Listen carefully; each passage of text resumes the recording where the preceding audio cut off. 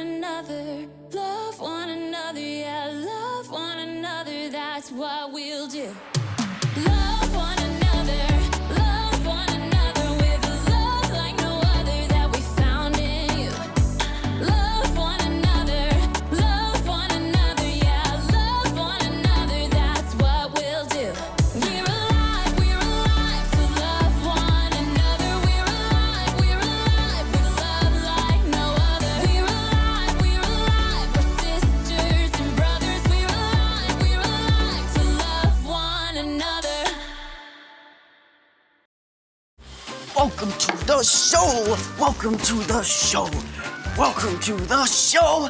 Hey everyone, welcome to Story Lab. This week we're talking about friendship, while we take a look at the story of someone who was not only a great friend, but also a great musician.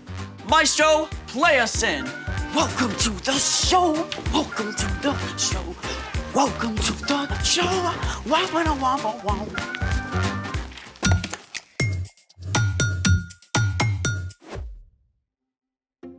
Hey, I'm Skylar. And I'm Sebastian. Sebastian, what's taking so long? Just a minute. Today, we're talking about friendship, which is using your words and actions to show others you care.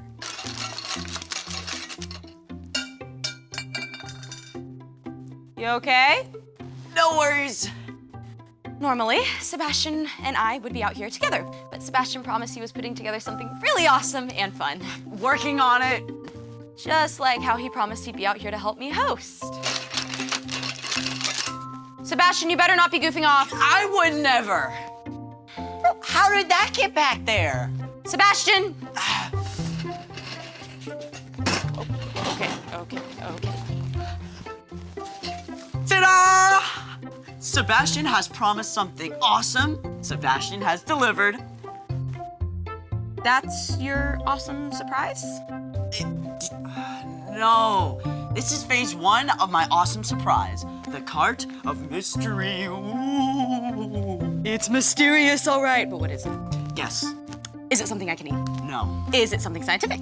There may be some science involved. Is it the Large Hadron Collider? The world's largest particle accelerator? I suppose that wouldn't fit underneath it. Just tell me what the surprise is.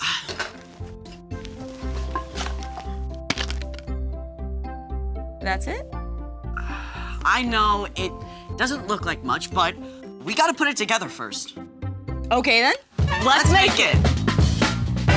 Assembly stations ready? Did you read the instructions? I gotta say, this does look kind of cool. Great, let's get started. First up, supplies. If you're following along at home, you're going to need 2 craft sticks, a wide rubber band, 2 smaller rubber bands, a straw, and a pair of scissors. Step 1, use the scissors to cut 2 pieces of a straw that are about 1.5 inches long. Step 2, stretch the thick rubber band around one of the craft sticks. Step 3, place your second craft stick on top and attach it to the first one with a small rubber band. Make sure it's on the same end as the straw. Secure the second straw with another small rubber band. And there you have it. You are now a proud owner of your very own harmonica. To play, all you have to do is just move the straw up and down to adjust the pitch. Slide the straw to play higher or lower. Moving the straw pieces closer together causes the rubber band to vibrate at a higher frequency, which is what causes a higher note. It kind of sounds like a kazoo. But wait, there's more. Because why not stop at one awesome instrument when you can have your very own buildable band? I mean, we've got everything here. Like, we've got a shaker made from soda bottle with popcorn in it. I mean, we got a box guitar, tin can drum set. Ready to rock? You know it? 1, 2, 1, 2, 3, 4.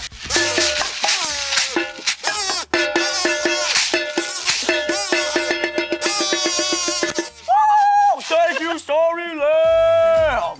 Gotta say, you promised something awesome and fun, and you did not disappoint. I always keep my promises. Mostly.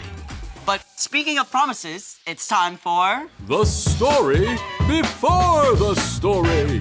Today, we're in the books of 1st and 2nd Samuel, which tell the story of David, who was called a man after God's own heart. While David was still a boy, God chose a man named Saul to rule over Israel. But Saul didn't listen to God. So, God sent the prophet Samuel to anoint David as a sign that he would one day be king of Israel. Though David started out as a shepherd, he caught Saul's attention when he faced down a huge giant. After that, King Saul appointed David as both the leader of his armies and his personal musician. God blessed David, and he won many battles. The people loved him. David even became best friends with Saul's son, Jonathan. But the people loved David so much that Saul became jealous. He wanted to get rid of David. And that's where our story starts. Take it away! Hey everyone, I'm Padma. Hi. Today, we have a thrilling tale of friendship and promises. Promises broken and promises kept. As David grew in popularity, King Saul became so jealous that he gave orders for David to be killed. As David's best friend, Jonathan ran to warn David. My father is looking for a chance to kill you. Find a place to hide in the field. My father and I will come and stand there.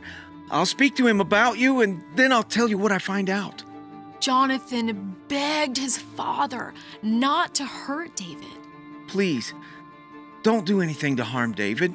He hasn't done anything to harm you, and what he's done has helped you a lot. Saul listened to Jonathan and promised. You can be sure that David will not be put to death. Jonathan told David, so David returned to the palace. But Saul didn't keep his promise. One night, Saul's jealousy of David became so great that he picked up a spear and hurled it at David. Soon after, David went to find Jonathan. What have I done?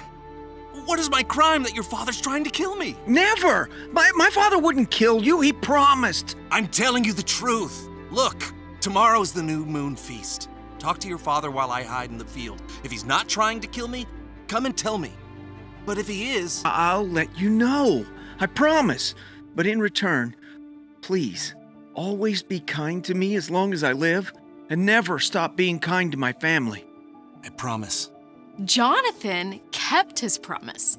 He returned to his father and discovered that Saul really did want to kill David. And the moment he found out, he warned his friend so David could flee far away. Years passed. David escaped Saul again and again until one day, Saul and Jonathan were both killed during a battle. David was heartbroken over the death of his best friend. He mourned for days, but eventually, David was made king in Saul's place. When David was king, he remembered the promise he made to take care of Jonathan's family. My friend Jonathan is gone. Is there anyone still left of his household? God has been very kind to me, and I would like to be kind to that person as well. Jonathan's son Mephibosheth is still alive. He's unable to walk because of an injury he received as a child. Bring him here, so I can keep my promise to Jonathan and show him the Lord's kindness. David had Mephibosheth brought to the palace and welcomed him with open arms. Who am I that you should pay attention to me? Don't be afraid. You can be sure that I will be kind to you because of your father, Jonathan. I'll give you all the land that belonged to your grandfather, Saul, and I'll always provide whatever you need. Some people looked down on Mephibosheth because he couldn't walk, but David made Mephibosheth a permanent member of his royal household, keeping the promise he made to his friend Jonathan all those years before. The end. Okay, that was pretty epic. I know, right? So, what's our part in the story? Well, to start with, we can remember how God has always kept promises to us. God promised to send us a Savior and then followed through. by sending Jesus. And just as Jonathan and David kept their promises to each other, we can make sure to keep our promises to our friends as well. Keeping your promises helps build trust between you and your friends. It can help friendships grow. Right. Like, say you borrow a toy or a game from a friend and promise to give it back the next day. Make sure you don't accidentally leave it at home. Speaking of, here's the pen you lent me. Thanks. Or say you promise to let your friend pick the next game when you guys play together. Even if you really don't like the game your friend chooses, it's important to keep your promise and give him a turn. I think you've got it. See you next time. Bye. So here's the thing. Friends keep their promises. Can I promise you a musical outro? How about we just sing something instead? Yes! So long, farewell, auf Wiedersehen, good night. We hate to go, But that's our show, all right. And now it's time for us to say goodbye. Thanks for joining us in the Story Lab. See you next time.